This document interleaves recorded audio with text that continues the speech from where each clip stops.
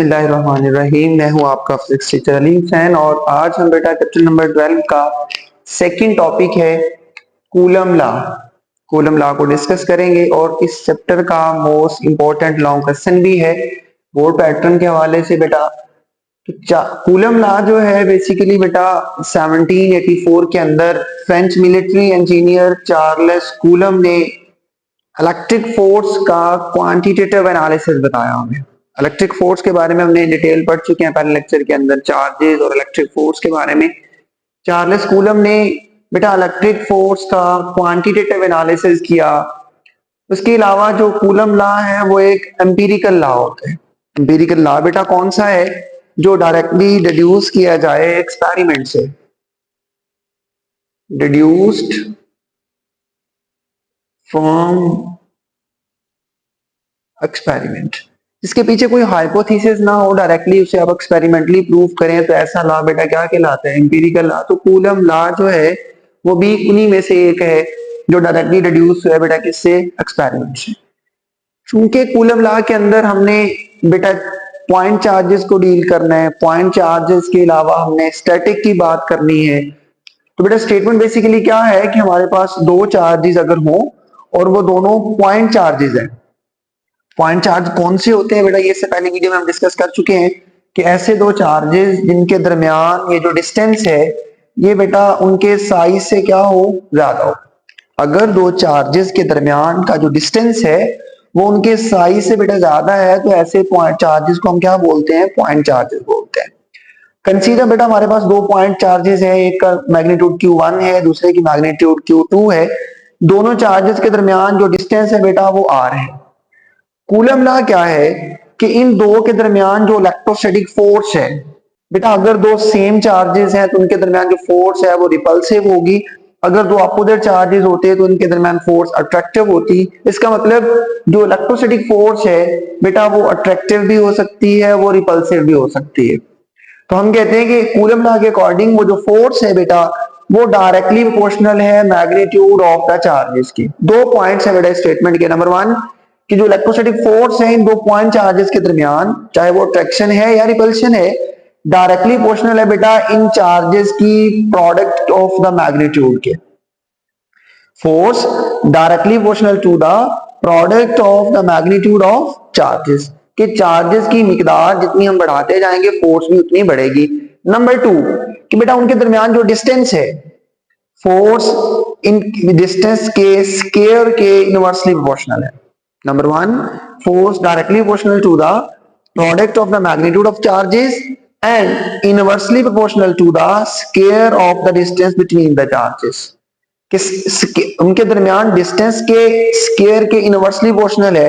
इसका मतलब क्या होगा कि अगर बेटा चार्जेस की मैग्नीट्यूड इंक्रीज करेगी तो फोर्स भी इंक्रीज करेगी, लेकिन अगर डिस्टेंस को हम इंक्रीज करेंगे तो इसके लिहाज से फोर्स अल्टरनेटिवली क्या होगी? रिड्यूस होगी।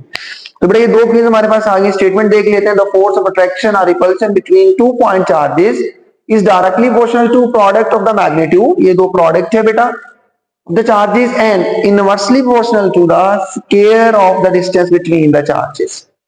नेक्स्ट बेटा हम देखते हैं कि इन्हीं दो इक्वेशंस को अगर हम कंबाइन कर ले, Q1 Q2 इसी को कंबाइन करके लिखते हैं तो हमारे पास क्या आता है? F directly proportional to Q1 Q2 over R square. अब हमें पता है बेटा जैसे ही हम प्रोपोर्शनैलिटी को खत्म करते हैं तो हमारे पास कोई भी एक कांस्टेंट आता है। तो यहाँ पर हमने जो कांस्टेंट लिया बेटा वो कौन सा है? K। अब K हमारे पास बेटा कूलम कांस्टेंट है जिसे हम बोलते हैं प्रोपोर्शनैलिटी कांस्टेंट। K बेटा क्या है? कूलम कांस्टेंट, या जिसे हम क्या बोलते हैं? Proportionality constant. अब इस फार्मूले के अंदर Q1 Q2 R square, Q1 Q2 क्या है? चार्जेस की मैग्नीट्यूड्स हैं। R बेटा क्या है? इन दो चार्जेस के दरमियान डिस्टेंस है। आखिरी चीज बेटा कौन सी? K is a coulomb constant. ठीक है बेटा, K की वैल्यू फाइंड करने के लिए जो सारे का सारा बेटा एक्सपेरिमेंटल सेटअप यूटिलाइज किया गया उसे हम बोलते हैं बेटा टॉरियन बैलेंस। एक डिवाइस है जो इस कांस्टेंट को मेजर करने के लिए बेटा इस्तेमाल की गई थी, और डिवाइस का नाम आप याद रखेंगे, बाद में एमसीक्यू से बेटा पूछा जाता है टॉरियन बैलेंस। बेटा हम कहते हैं कि K क्या है? Coulomb constant. K जो है बेटा मैथमेटिकली इक्वल है 1/4 पाई एप्सिलॉन नॉट, ये एक वर्ड है बेटा एप्सिलॉन नॉट, जिसे हम क्या बोलते हैं, एप्सिलॉन नॉट, जिसे हम बोलते हैं परमिटिविटी। ये एक फैक्टर इसमें है बेटा। अब के की वैल्यू किन चीजों पे डिपेंड कर रही है बेटा, वो दो फैक्टर हैं जिन पे के की वैल्यू डिपेंड कर रही है। नंबर वन, वो बेटा वैल्यू है आपके पास सिस्टम यूनिट्स। सिस्टम यूनिट्स के जो यूनिट्स आप ले रहे हैं वो कौन से हैं बेटा, यूनिट्स हमने पढ़े हुए हैं कि यूनिट्स या तो हमारे पास एमकेएस होते हैं, फिर बेटा आपके पास सीजीएस होता है, फिर आपके पास एफपीएस सिस्टम होता है। अब इन तीनों में से यूनिट्स भी डिपेंड करेंगे, के की वैल्यू इन पे भी बेटा डिपेंड करेगी कि सिस्टम के अंदर जो क्वांटिटीज हम ले रहे हैं वो किन यूनिट्स में है। Number two, medium, medium between charges, कि भाई दो चार्जेस जो हमने लिए हैं, दो पॉइंट चार्जेस, इनके दरमियान मीडियम कौन सा है, वो मीडियम भी इफेक्ट करेगा के की वैल्यू को। तो बेटा हमने फार्मूला देखा 1/4 पाई एप्सिलॉन नॉट, यहाँ पर जो एप्सिलॉन नॉट है ये मेरे बेटा कहलाता है परमिटिविटी। इसे क्या बोलते हैं, परमिटिविटी। सवाल ये पैदा होता है कि परमिटिविटी क्या है बेटा। परमिटिविटी वर्ड निकला है परमिट से। किससे निकला है वर्ड, परमिट से। परमिट के मानी क्या होते हैं, इजाजत देना, अलाउ करना। तो बेटा परमिटिविटी, बहुत सारे बच्चे इसमें कंफ्यूज होते हैं कि परमिटिविटी का क्या मतलब है, कि भाई अगर परमिटिविटी ऑफ फ्री स्पेस की हम बात करते हैं, ये क्या है, permittivity of free space.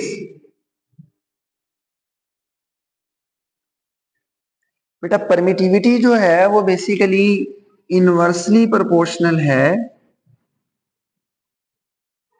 Inversely proportional है बेटा किसके, परमिशन के। बच्चा जिस बात में कंफ्यूज होता है बेटा वो क्या, कि शायद ऐसा है कि परमिटिविटी का मतलब कि फ्री स्पेस जो दो चार्जेस के दरमियान मौजूद है वो कितना अलाउ करेगा उस फील्ड को गुजरने के लिए, लेकिन एक्चुअल में मेरे बेटे ऐसा नहीं है। परमिटिविटी यूनिवर्सली प्रोपोर्शनल है किसके, परमिशन के। इट मींस कि जो स्पेस दरमियान में मौजूद है, जो मटेरियल दरमियान में हम प्लेस कर रहे हैं, ये उस मटेरियल की प्रॉपर्टी है परमिटिविटी, कि वो अपने फील्ड को अलाउ करेगा कि वो उस आने वाले फोर्स की लाइंस को, फील्ड लाइंस को कितना अपोज करती है। सादा लफ्ज में हम ये कह सकते हैं कि ये कितना इस फोर्स को अपोज करेगा, वो बेसिकली बेटा परमिटिविटी है। परमिट का मतलब उस अपने फील्ड के लिए है कि ये कितना इनको रोकने के लिए अपने मटेरियल को अलाउ करता है। मतलब सादा लफ्जों में ये हुआ कि परमिटिविटी बेसिकली उस अपोजिशन का नाम है कि फोर्स को कितनी अपोजिशन मिल रही है, वो बेसिकली परमिटिविटी है। तो बेटा फ्री स्पेस की बात करेंगे तो फ्री स्पेस के लिए बेटा हमारे पास ये वैल्यू है 8.85 10⁻⁻12 कूलम स्क्वायर पर न्यूटन पर मीटर स्क्वायर। ये वाले जो यूनिट्स हैं वो बेसिकली के के ऑपोजिट आएंगे। ठीक है बेटा, के के लिए हमने जो फार्मूला लिखा, ये फार्मूला है, यहां से हम पहले के फाइंड करेंगे। नेक्स्ट है हमारे पास के। इस सूरत में जब हमारे पास दो चार्जेस के दरमियान जो मीडियम है बेटा वो वैक्यूम है, तो वैक्यूम की सूरत के अंदर K is equal to 1/4 pi epsilon naught. बेटा ये फार्मूला है, इस फार्मूले में हमने एप्सिलॉन नॉट की वैल्यू पुट की। बेटा वो वैल्यू हमने पुट की तो हमारे पास K की वैल्यू आती है 9 मल्टीप्लाई 10⁻⁹। इसके बेटा जो यूनिट्स हैं, इसके पहले हम यूनिट ड्राइव कर लेते हैं। तो यूनिट बेटा इस फार्मूले से ड्राइव होंगे, तो इस फार्मूले से हम K अगर निकालना चाहें तो K किसके इक्वल है, F cross R square over Q1 Q2। तो यहां से बेटा इसके यूनिट निकल सकते हैं।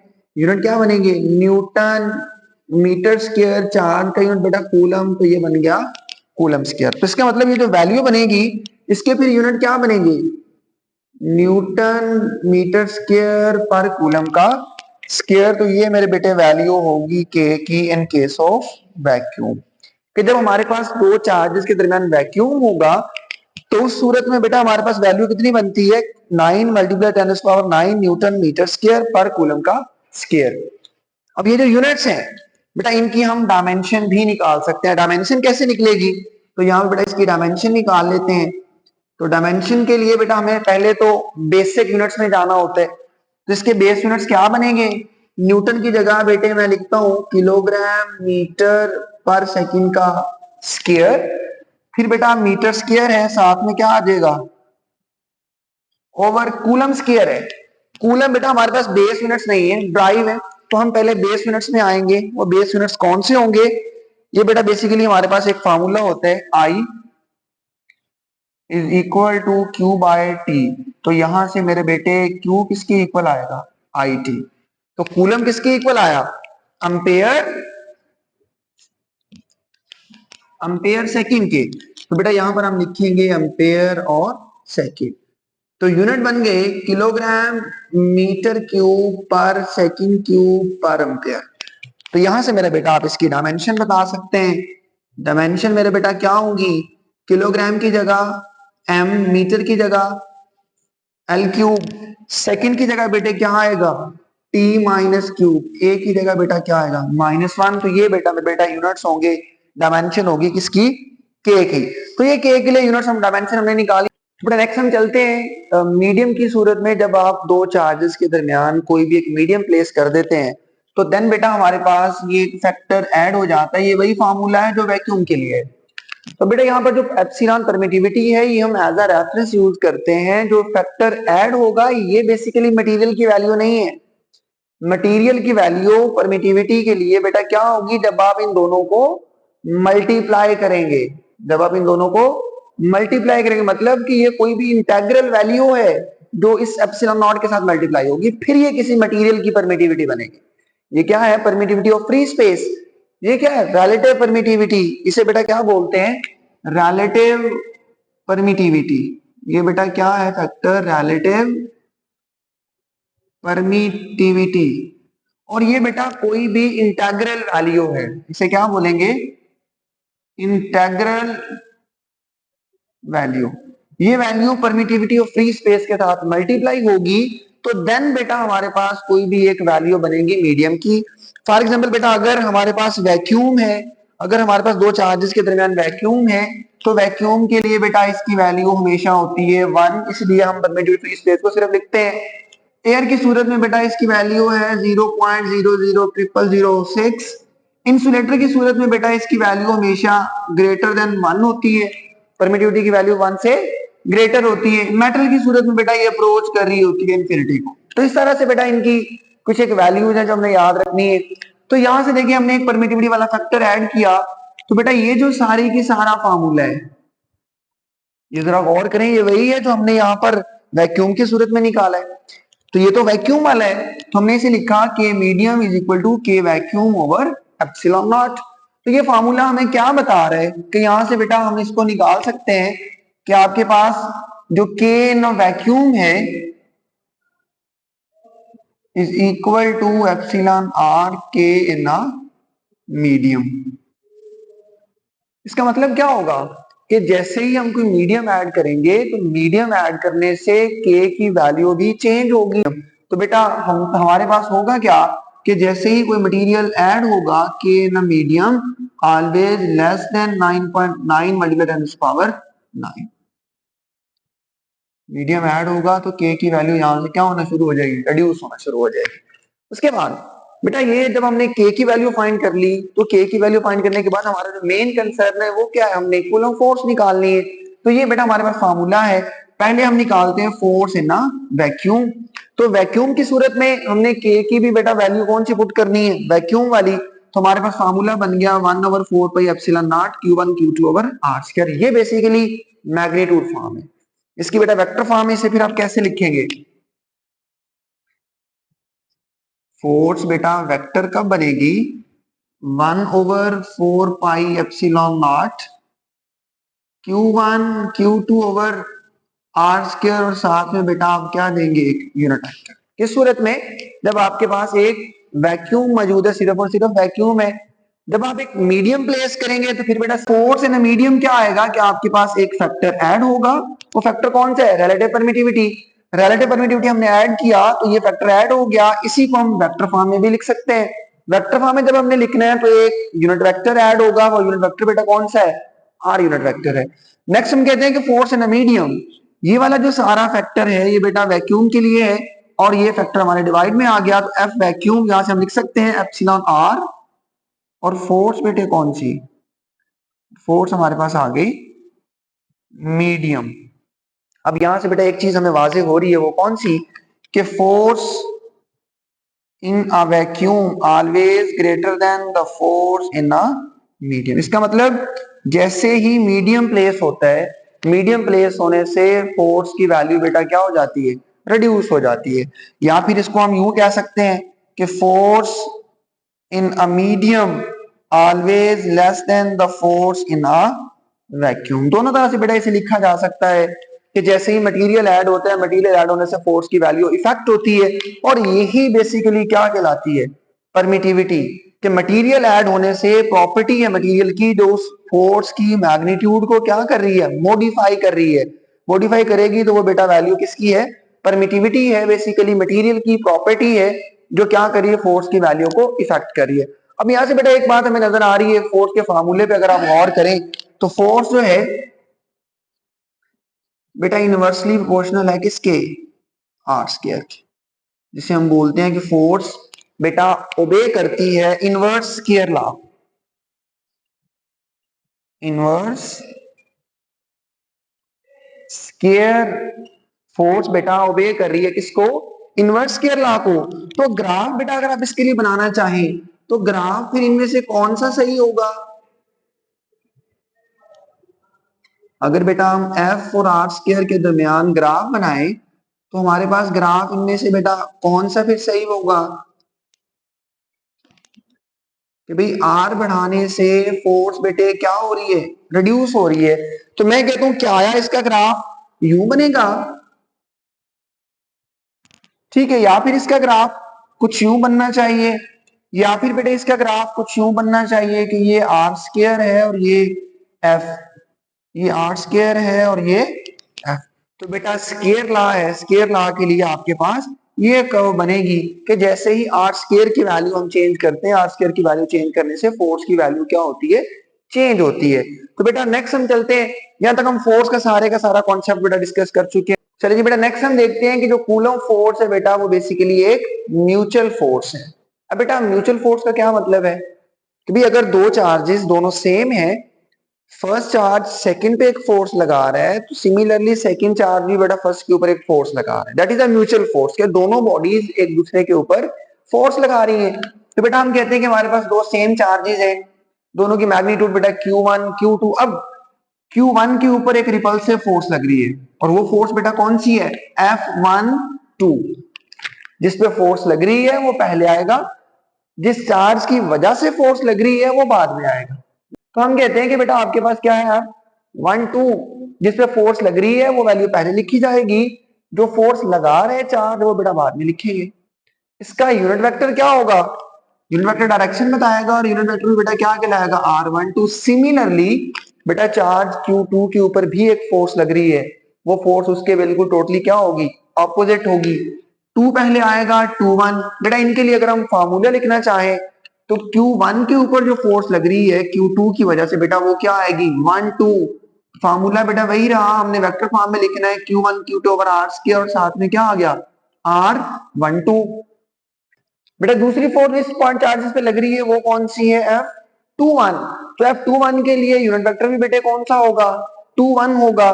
तो अब ये हमारे पास दोनों फोर्सेज आ गई, लेकिन ये कंडीशन हमने बेटा यहाँ पर अप्लाई करनी है कि दोनों यूनिट वेक्टर्स बेटा बराबर है लेकिन दोनों की डायरेक्शन क्या है, ऑपोजिट है। तो मैं फिर बेटा इस इक्वेशन ए को मॉडिफाई कर रहा हूं। मॉडिफाई आपने कैसे करना है कि इस R2 की जगह हम क्या आया बेटा, R12 की जगह ये लिख सकते हैं। तो इस फैक्टर को हमने यहां पर मेंशन किया है, इस वैल्यू की जगह ये जो वैल्यू बेटा हमारे पास थी R12, इस वैल्यू की जगह हमने ये वैल्यू पुट की। तो अब जरा गौर करें क्या बन गया है, ये वाली वैल्यू बेटा जो थी F12 इक्वल है। अब ये सारा फैक्टर देखिए नेगेटिव को छोड़ के, बेटा ये सारी की सारी वैल्यू वही है जो आपके पास 2 1 की है, तो ये आ गया -F21। अब ये फॉर्मूला हमें क्या बता रहा है कि दोनों फोर्सेस बेटे इक्वल है मैग्नीट्यूड के अंदर, लेकिन दोनों की डायरेक्शन क्या है, अपोजिट है। तो इसलिए हम कहते हैं कि जो कूलम फोर्स है बेटा वो बेसिकली एक म्यूचुअल फोर्स है, कि दोनों बॉडीज ही एक दूसरे के ऊपर फोर्स लगा रही हैं according to Newton third law, कि दोनों बोर्ड चार्जेस एक दूसरे के ऊपर फोर्स लगा रहे हैं। मिकदार में जो फोर्स इक्वल है लेकिन डायरेक्शन में बेटे क्या है, अपोजिट है। आखिरी चीज बेटा कि हमारे पास इसकी लिमिटेशंस कौन कौन सी हैं। हमने ये बात डिस्कस की हुई है कि जो कूलम लॉ है बेटा ये वैलिड है सिर्फ और सिर्फ पॉइंट चार्जेस के लिए, ये वैलिड है सिर्फ और सिर्फ स्टैटिक चार्जेस के लिए। ये दो चीजें हम बड़ी डिटेल में डिस्कस कर चुके हैं कि पॉइंट चार्जेस हैं कि जिनके दरमियान डिस्टेंस उनके साइज से बेटा क्या होगा, ज्यादा होगा। स्टैटिक चार्जेस के हमने उन्हें रेस्ट की हालत में स्टडी करना है। तीसरा पॉइंट बेटा बहुत इंपॉर्टेंट है, सेंट्रल फोर्स, कि जो दो चार्जेस के दरमियान फोर्स है ना ये बेटा सेंट्रल फोर्स है। अब सवाल ये है कि सेंट्रल फोर्स कौन सी होती है बेटा, वो फोर्स जो उस लाइन पे एक्ट करे जो लाइन इन चार्जेस को मिला रही है। देखें फोर्स भी उसी लाइन पे लग रही है, जो लाइन इन दो चार्जेस को मिला रही है उस लाइन पे फोर्स लग रही है, तो इसलिए हम कहते हैं कि ये एक सेंट्रल फोर्स है। तो बेटा मैं इसे कह सकता हूं act along a line joining charge. ये उस लाइन पे बेटा फोर्स एक्ट करती है जहां पर दोनों चार्जेस एक दूसरे को कनेक्ट, जो लाइन एक दोनों चार्जेस एक दूसरे को कनेक्ट कर रही है फोर्स भी उसी लाइन पे एक्ट हो रही है। तीसरा ओबे इनवर्स स्क्वायर लॉ, तो बेटा ये हम ऑलरेडी डिस्कस कर चुके हैं कि जो फोर्स है वो इनवर्स स्क्वायर लॉ को ओबे करती है। ठीक है बेटा। अगला कंजर्वेटिव फोर्स, बेटा फर्स्ट ईयर के अंदर आपने ये दो तीन चीजें पढ़ी हैं कि जो ग्रेविटेशनल फोर्स है वो भी कंजर्वेटिव होती है। इसका मतलब कि क्लोज पाथ के अंदर वर्क डन की वैल्यू क्या होगी, जीरो। वर्क डन बेटा क्या होता है, zero in the close path. या फिर हम कहते हैं कि बेटा पाथ इंडिपेंडेंट होता है, इसमें वर्क डन जो होता है वो पाथ इंडिपेंडेंट होते हैं। तो ये दो कंडीशन हो सकते हैं, ये बेटा कुछ एक लिमिटेशन है। ये टॉपिक आपका यहाँ तक कंप्लीट हो गया है। अब इस पूरे टॉपिक में से कुछ एक बेटा इंपॉर्टेंट एमसीक्यूज हैं जो हम डिस्कस करने जा रहे हैं। पहला है कि बेटा फोर्स, पहले तो इस फार्मूले को जरा गौर से देख लें। फोर्स वाला जो हमने फार्मूला निकाला है इस फार्मूले में जरा गौर करें कि फोर्स एक तो डिपेंड कर रही है बेटा चार्जेस की मिकदार के ऊपर, दूसरा डिपेंड कर रही है आर स्क्वायर के ऊपर। पहला एमसीक्यूज है magnitude of both charges double. हमने चार्जेस के डायरेक्टली प्रोपोर्शनल थी तो हमने कहा कि दोनों की मैग्नीट्यूड डबल हो गई है तो फोर्स कितनी होगी। तो बेटा सिंपल सा तरीकाकार है कि Q1 की वैल्यू भी क्या हो गई डबल, Q2 की वैल्यू भी क्या हो गई डबल, तो 2 मल्टीप्लाई बाय 2 बेटा कितना हो जाएगा 4 हो जाएगा। तो इसका मतलब क्या होगा कि आपके पास जो फोर्स आएगी एफ प्राइम बेटा वो कितनी होगी 4 टाइम इंक्रीज हो चुकी हो। ये तो बेटा सिंपल सा है। सेकंड है डिस्टेंस बिकम डबल। अब आपने डिस्टेंस डबल कर दिया है, फार्मूला जरा गौर से देखिए, F इज इक्वल टू के Q1 Q2 ओवर R की जगह क्या लिखेंगे 2R का स्क्वायर। तो बेटा यहां से इसको लिखेंगे तो हमारे पास क्या बनेगा F इज इक्वल टू के Q1 Q2 ओवर 2 का स्क्वायर क्या बन जाएगा 4R का। अब ये सारी वैल्यू तो वही है, तो अगर डिस्टेंस डबल करेंगे तो हमें तो पता हुआ है कि डिस्टेंस बढ़ने से फोर्स रिड्यूस होगी, डिस्टेंस डबल होगा तो फोर्स बेटा 4 टाइम क्या हो जाएगी रिड्यूस हो जाएगी। इस वक्त जो फोर्स आएगी बेटा वो कितनी आएगी F prime is equal to 1/4F, ये फोर्स आ जाएगी। तीसरा एमसीक्यू बेटे देखें, distance between charge become half. Distance को क्या करना है अब हाफ करना है। अब यहीं पर आप क्या करें बेटा आर की जगह क्या लिखें 1/2R का स्क्वायर।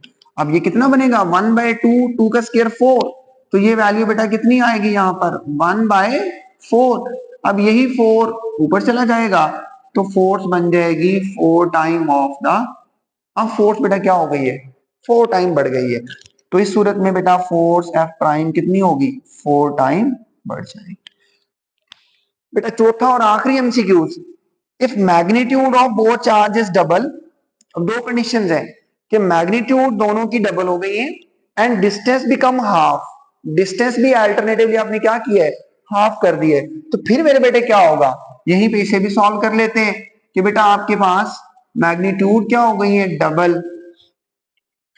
बेटा इसे सॉल्व कर लेते हैं कि F इज इक्वल टू के 2Q1, इसी तरह बेटा Q2 भी क्या हो गई है डबल, और डिस्टेंस क्या हुआ है डिस्टेंस बिकम हाफ, तो 1/2 का स्क्वायर। तो ये बेटा 2 मल्टीप्लाई बाय 2 4, बाकी वही आएगा के Q1 Q2 1/2 का मतलब क्या आ जाएगा 1/4R का। तो 4 बेटा यहाँ पे मल्टीप्लाई होगा तो ये फोर्स कितनी आ जाएगी 16 टाइम बढ़ जाएगी। तो इसका मतलब इस सूरत में बेटा जो फोर्स एफ प्राइम होगी वो 16 टाइम बढ़ेगी। सिंपल सी बात है बेटा कि अगर मैग्नीट्यूड में इंक्रीमेंट आएगा, चार्जेस की मैग्नीट्यूड बढ़ेगी दोनों की, तो आपके पास फोर्स उसी रेशो से बढ़ती चली जाएगी। डिस्टेंस की वैल्यू बढ़ेगी तो फोर्स स्क्वायर रेशो से कम होगी। अगर डिस्टेंस कम हो रहा है तो फोर्स स्क्वायर रेशो से बेटा क्या होगी, बढ़ेगी। हमने कूलम फोर्स को, कूलम लॉ को कंप्लीट डिटेल में बेटा डिस्कस किया, तो उम्मीद है इंशाल्लाह आपको ये समझ आ गया होगा। आज तक के लिए इतना ही, मिलते हैं इंशाल्लाह नेक्स्ट वीडियो के अंदर। दुआ में याद रखिएगा। अल्लाह हाफिज।